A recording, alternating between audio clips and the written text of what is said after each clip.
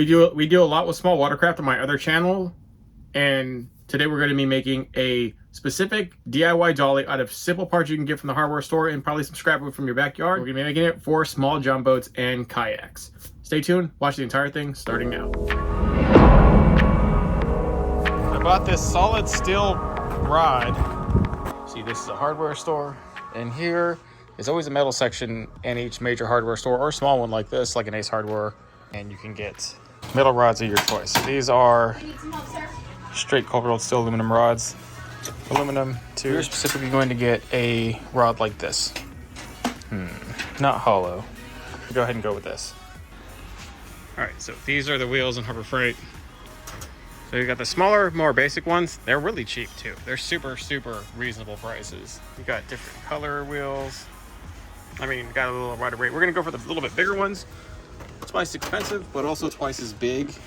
I think these will do okay. And even if you really want to, I mean, these you need to start having an axle.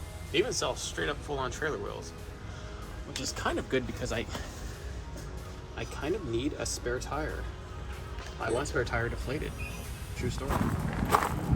As an axle, it's just cold rolled steel.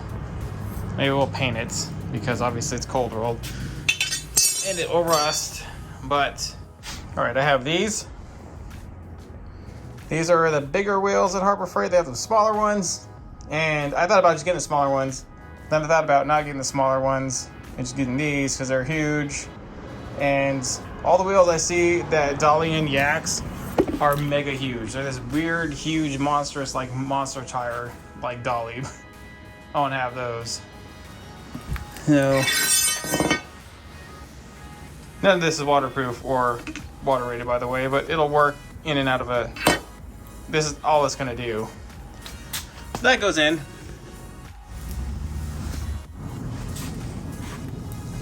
Make it 32 to be safe.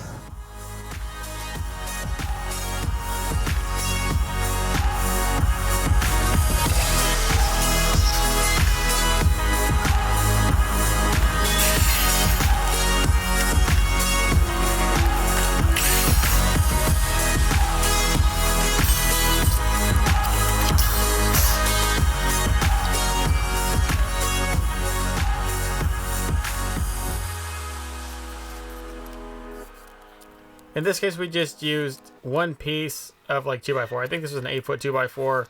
That should be plenty to cover this, just the whole base of it. It's just 3 pieces, plus 2 little triangle joiners in there to really stiffen up that joint.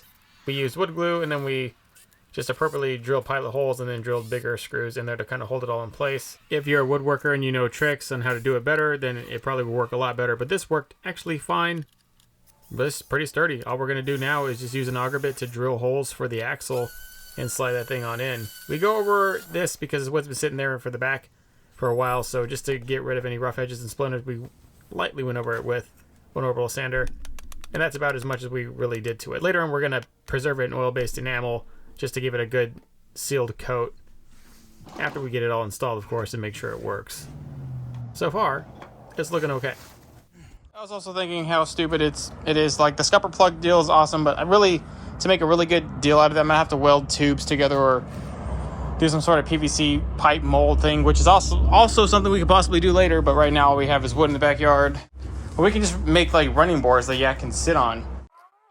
So right now, this is sitting pretty tall, and because it's sitting so tall, we're going to go ahead and use a 1x4 instead of a 2x4 for the slats. For one, this kayak's not very heavy. Any watercraft that's going to get on here is not going to be very heavy, so the 1x4 should be able to handle it without any problems. It will keep pressure on the front and back of the dolly, so it sits upright and doesn't lean while the boat is, strapped to the dolly itself. We're going to go ahead and preserve this entire thing in Rust-Oleum oil-based enamel. It's just the cheapest but easiest way to make sure the wood has some longevity, and it also kind of gives it a nice gray machine-like look, even though it's obviously wood. Gives it a nice little look. Right, so it's dry. It's right where we need it to be, where we're going to add some EVA foam to the top to give a protective layer when the kayak is on top of this itself. And then we are also going to add this. This is a strip. It's pretty much a boat buckle, but a much better looking one. We actually have these in the link in the description below if you want to buy these, but all you need is one. All right, just put the other side on. We are using cheap EVA foam boat flooring from Amazon. This stuff is about the softest, most forgiving thing you'll ever have. And so if you're trying to protect a boat hull, then I would use this stuff. This stuff is also really cheap and from Amazon, so you'll get what you get, but for bunk boards, it's perfect. Wouldn't really recommend it for an actual boat deck. This steel rod, we were able to drill through it, make a pilot hole, and then put a carter pin. We got carter pins from Harbor Freight. They sell them in little kits, and we just like wrapped it around on each side and secured it in there. And that's really it at a base level. I would like to make something a little bit more advanced, like a adjustable tongue that would swing in. That way I could just lift the whole thing on a super compact trailer. That may be coming up, but right now for the short, this little dolly is going to work. I mean, you can grab the front of the yak as a trailer. You can place this along any part of it to increase or decrease leverage and portability. This can be a lot heavier weighted down in the back, and you can have it in the middle and still be able to pull the whole boat around because the weight is displaced. And so it's working really well for this kayak. This kayak is really light though, so we'll test it later on in a John boat and we'll show you the update. Thank you very much.